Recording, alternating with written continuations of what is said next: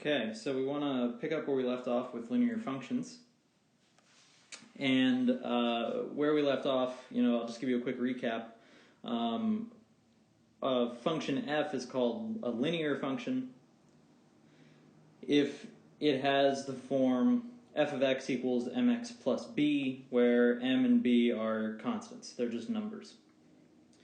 Alright, so we left off talking about how to graph these things. If you remember in the last video, we took one approach where we did like a table of values, and it was long and it was tedious, and that's probably not the way you want to go about this in general.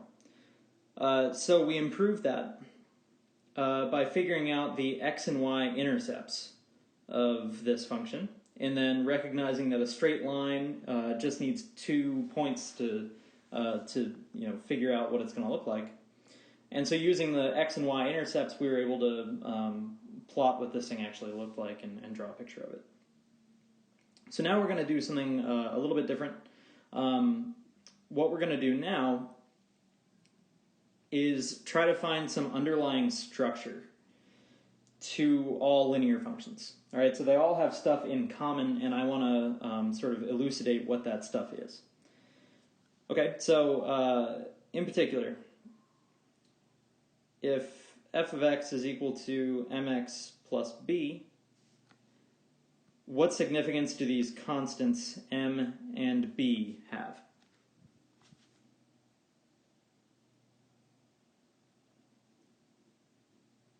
All right, so what significance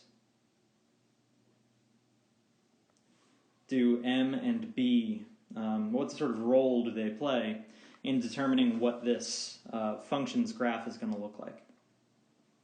All right, so it's not too hard to see that the role that b plays. All right, so you can see what b is doing, because if you plug in x equals 0, right, plugging in x equals 0 is going to take the mx term and it's going to make it m times 0, which is 0. And so we just have b left over. All right, so evaluating this thing at x equals 0 gives you this number b. And we said exactly what this is. Right, what this means is that b is actually the y-intercept.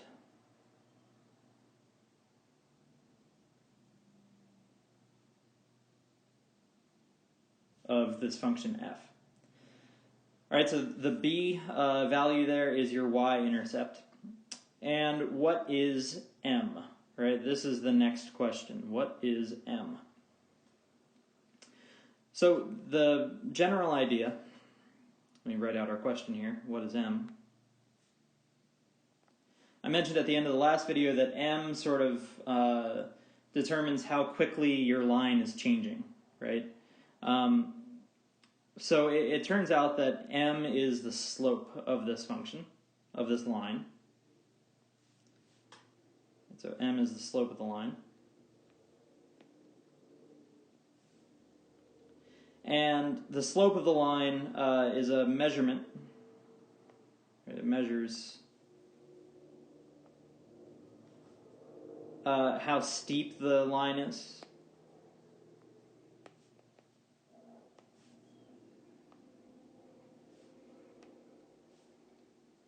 In other words, how fast it's changing.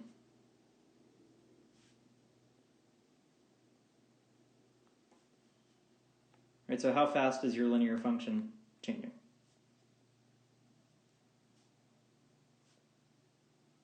All right, that's what this slope measures. So let me give you just a little bit of a refresher on what slope is and how you can calculate it. All right, so recall here. All right, so recall that the slope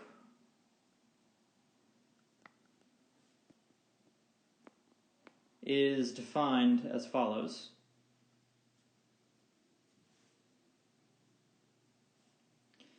So it's always, I always have this in the back of my mind. Rise over run.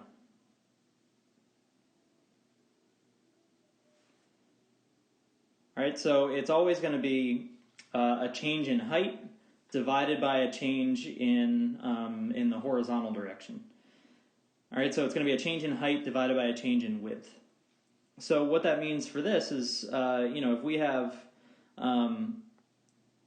say, two y values, y2 and y1, then we can measure the change in the y values by subtracting them, right? That's how far they are apart. And we can figure out the distance, the horizontal distance traveled, so the change in width, I called it, by doing x2 minus x1. And I just need to give a little bit of context here. This is where x1, y1, and x2, y2 are 2 points on the line.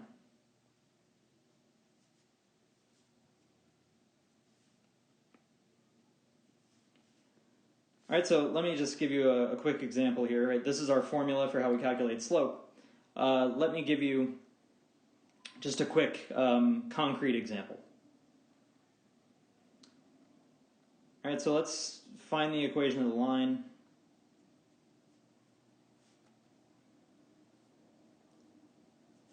Which passes through, just make up a couple points here, 1, 2, and 2, negative 2. All right, just picking two completely random points off the top of my head.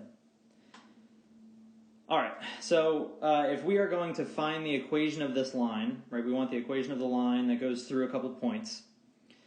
Well, we're going to need a couple things, right? We're going to need the slope of a line. Right, we need its slope. And then we're going to need another piece of information that I'll give you in a second. Basically, you always need two pieces of information to figure out the equation of a line. So I'll say, one, we need its slope, and two, we need a point that it passes through. This would be enough.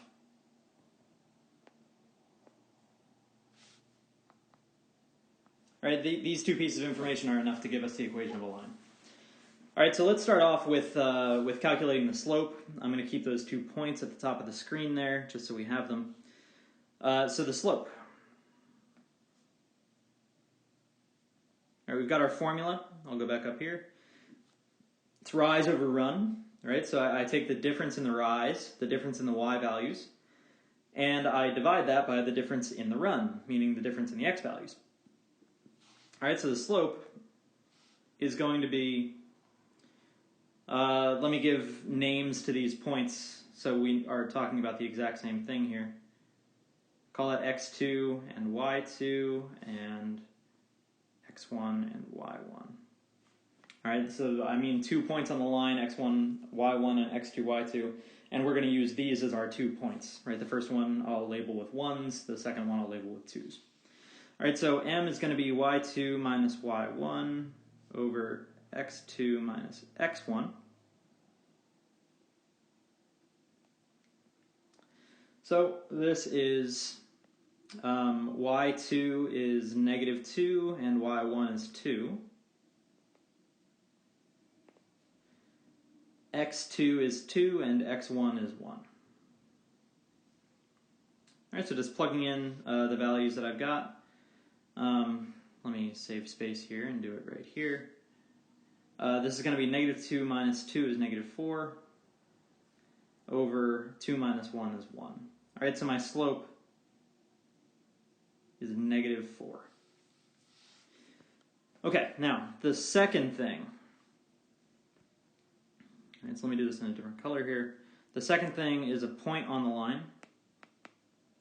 Well, we have 2 points on the line. They're given to us here. 1, 2, 2, negative 2. So you just have to pick one of them, whichever one is your favorite. Maybe I'll use 1, 2. This is a point that we know is on the line, so this is going to be enough for us. Right? We're going to be able to do this using just the slope of negative 4 and the point 1, 2. All right, now to put it together. All right, put these points 1 and 2 together. So let me be more specific. Put 1 and 2 together.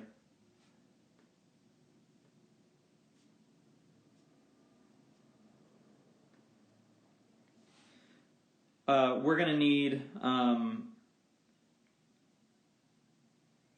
a form of the line where we use a point and the slope together, right? These are the two things we have here.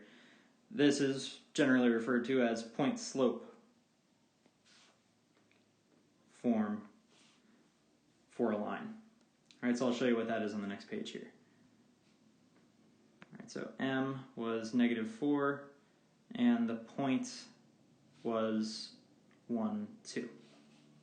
All right, so point-slope form for a line says the following. Y minus whichever point we're using, y1 I guess is what it should be called, is equal to the slope times x minus x1, where x1, y1 is the point on the line that you've chosen to use. So for us, that's going to be the point 1, 2. All right, so we've got y minus y1 here is the number 2, right? That's that value from the point. This is equal to our slope, which is -4, times x minus x1, which is 1. All right, so this is how I'm incorporating all of my point information and all of my slope information in this point-slope form for a line. All right, now I just need to simplify this so that I get y equal to some stuff on the other side. So let's see here, I need to add 2 to both sides. Right, so I get -4 x minus 1 plus 2. And I can distribute this -4 through the parentheses. Parentheses are crucial there, by the way. You can really mess things up if you forget your parentheses there, or if you somehow drop them from one line to the next. So we get -4x minus 4 times -1. That's a double negative, so that's going to be +4 plus 2. So we get -4x plus 6. All right, so this is the equation of our line. And if you wanted this as a function, right, if the question instead asked for a function, a linear function that goes through those 2 points, then you could say something like f of x is equal to -4x plus 6. All right. Now this form for a line, where it's nicely put, where everything has all of the x and constants and stuff are all on one side. This is generally referred to as the slope-intercept form, which I mentioned in the last video. Slope-intercept form because the slope is built into it right there as -4, and the y-intercept, as we just saw at the beginning of this video, is built into it right there. So this is generally called your slope-intercept form. Okay. Next, I want to do an example of how to use this information to actually graph a function. So maybe we can start with just this function that we just figured out right here. All right, so our next example, let's go ahead and graph f of x equals -4x plus 6. Okay, so here we're going to see sort of a visual interpretation of what the slope means. I gave you an English language interpretation of what it is, right? It's sort of like how steep the line is or how fast it's changing. But let's see what that actually means in a picture. All right, so I'm going to draw my axes here.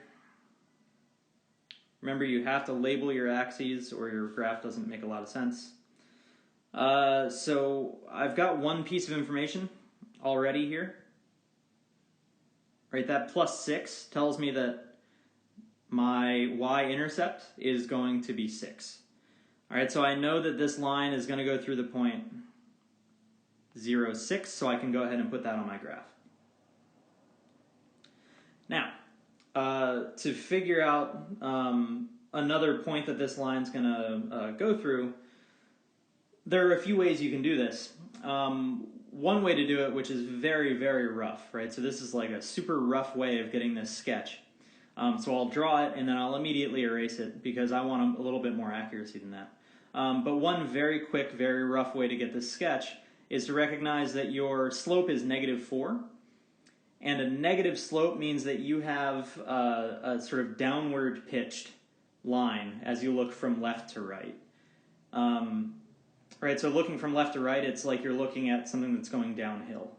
And it's relatively steep because -4 is a relatively steep negative slope. All right, so one way to very quickly draw a graph of this, if you just wanted a very rough sense for what it looks like, it's going to look something like this. Right, this is a line that has a negative slope that goes through the y-intercept of 6. Okay, so this is a very, very rough way to just get a quick understanding for what this line is going to look like. And that's what that negative slope, right? Your negative slope looks something like this. All right, so I don't want this. I want a little bit better of an understanding of what's going on here.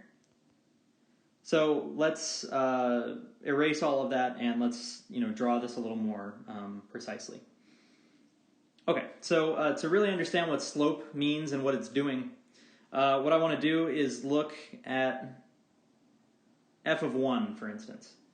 All right, so if I plug in 1 here, I'm going to have -4 times 1 plus 6, which is equal to +2. All right, so I can plot this point. Right, the point that would go on my graph now is the point 1, 2. Right, so if I come out to 1 on the x-axis and I go up to roughly 2 on the y-axis, that would be the point that I plot. And I know how to graph my function now. Right, I just need a line that connects those two dots. Okay, so now the thing that I want to impress upon you here is what the slope actually tells you. Right, so our slope was -4. And if you look, by taking a step along this graph, 1 unit from 0 to 1, all right, so we take a step of width 1 from 0 to 1, then on the graph we end up taking a step down, right, so we take a step to the right, length 1, step to the right, and we end up taking a step down of length 4, right, we drop from 6 to 2. All right, so in moving, move right 1 unit, or 1 step, you drop 4 steps in moving 1 step to the right. All right, so this is a visual interpretation of what the slope of -4 means. Right, a slope of -4 means that for every step you take to the right, you're going to take 4 steps down. Okay, this is the general idea of what the visual meaning of this slope is. All right, so in this example, we're going to look at a hypothetical stream, and the stream can support 85,000 fish if it's unpolluted. For every 1 ton of pollution that's added into the stream, 1,700 fewer fish can be supported. All right, so this is the data that we're working with. And in part A, we want to model this fish population as a linear function of pollutants. Okay, so what we need to do is go through this statement here, right, what I usually call the preamble of the problem. We need to go through the preamble and figure out all of the information that's actually useful for us in terms of figuring out, how this can be written as a linear function. Also, in the past, this word has caused some confusion among students. When I say model, I just mean come up with a formula that describes something. Right? So a mathematical model is really just a way of making predictions. And usually it takes the form of some kind of formula or equation or function. All right, so in this case, we're going to be modeling it using a linear function of the pollutants. All right, so in the preamble here, we want to sort of identify the most important stuff. All right, so if the stream is unpolluted, we can support 85,000 fish. Okay, that's important. It seems important anyway. And for every 1 ton of pollution that's added, there will be a reduction in the fish population by 1,700. Okay, so let's go ahead and write this stuff out. All right, so with no pollution, we have 85,000 fish. With 1 ton of pollution, we're going to have a 1,700 fish reduction. Right, so 1,700 fish will be lost by adding 1 ton of pollution. Okay, so there's a variety of ways that you can go about solving this problem. What I want you to do right now is pause the video, take 5 minutes, set a timer for yourself for 5 minutes, and work on this.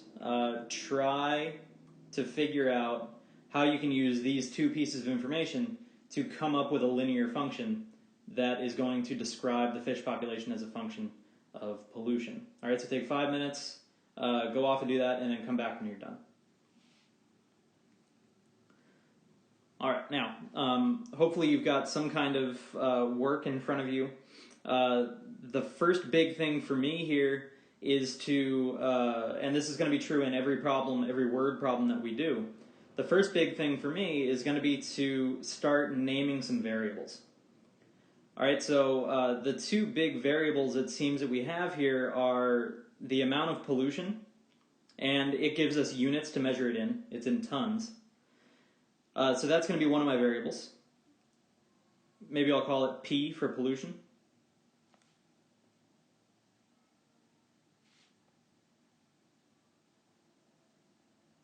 All right, so let P be the tons of pollution in the stream. And the other seemingly important thing here is the number of fish.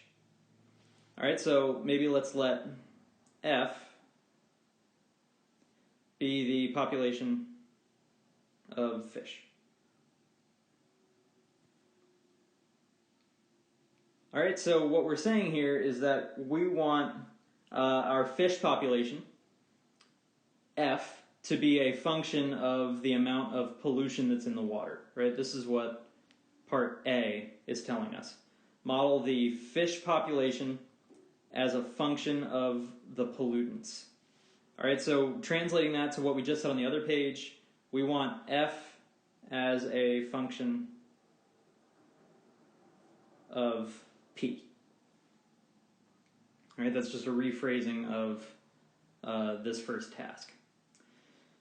Okay, so one quick way to go about this is to recognize that we have 2 data points here. All right, so one method, I'll call this maybe method 1.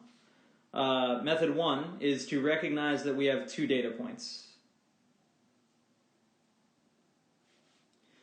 And when I say data points, I mean, the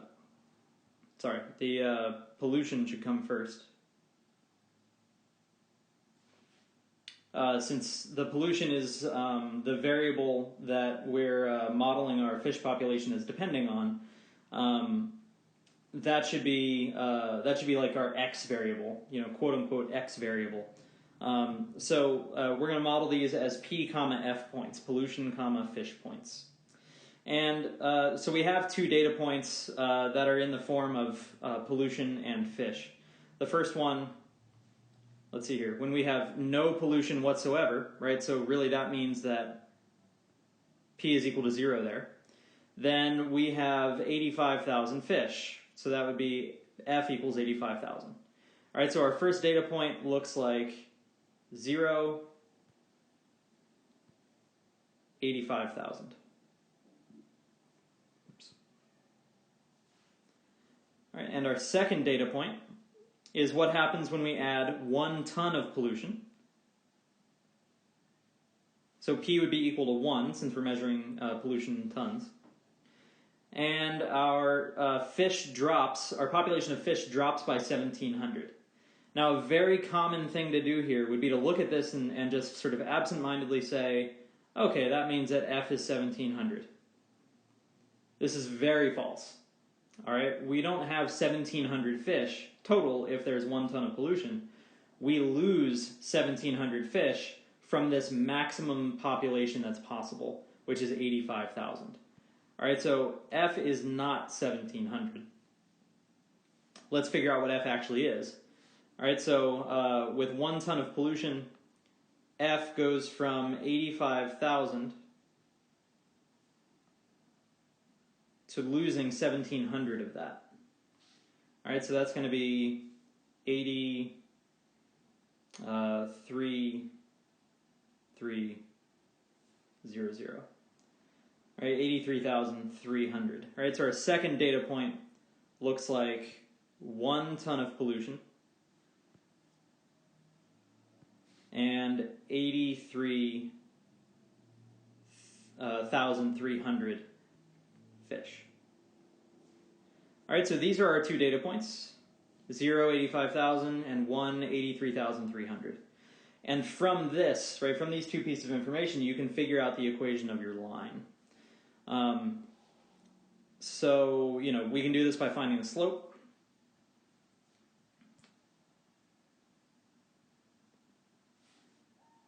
M is going to be rise over run, so that's going to be 83,300 minus 85,000 over 1 minus 0. So that is negative 1,700. Here I'm skipping a little bit of the details for the sake of time. So that's going to be negative 1,700. And we need a point. And then you just use either one of the points that we have. And so our point slope form for our line would say that we can calculate y minus, let me use this first data point as the point that I use to figure out the point slope form. So that's going to be y minus 85,000 is equal to our slope, which is negative 1,700, x minus 0. All right, so this would be y is equal to negative 1,700 x plus 85,000 once I simplify this a little bit. Now I am going to change this just a touch. First of all, going back to what the problem asked for, it asked for a function, not an equation. What I've got right now is an equation, but it wants a function. Also, I called my variables f and p, so I should rephrase my function to be in terms of those variables. All right, so my actual good final answer here is going to be that my fish population, as a function of the pollutants, is going to be negative 1,700 p plus 85,000. All right, so this is one way of doing this. This is what I called method 1. Method 2, I'll just go very briefly through. Notice that what this is telling us, that when there's no pollution, the fish population is 85,000. This is really telling us that the y-intercept, the so-called y-intercept, is 85,000. And the fact that when we add 1 ton of pollution, we lose 1,700 fish, this is exactly how I described the slope behaving in words. All right, so this is actually telling us the slope of this line is negative 1,700. And so this is in this one example, this is a faster way of getting this equation of the line. Either method works, and they're both good. Method 1 works more effectively more often than method 2. Method 2 works because we had some very specifically placed information in this example. So method 1 I think is a little bit better overall. All right, let's look at problem B, which is going to be your exercise for this video. Model the pollutant level as a function of the fish population. All right, so you're sort of turning this problem on its head, and instead you're going to look at the fish population and try to use that to determine how much pollution is actually in the water. All right, so what you want to do here is take this function and flip it around so that p is a function of f, instead of f being a function of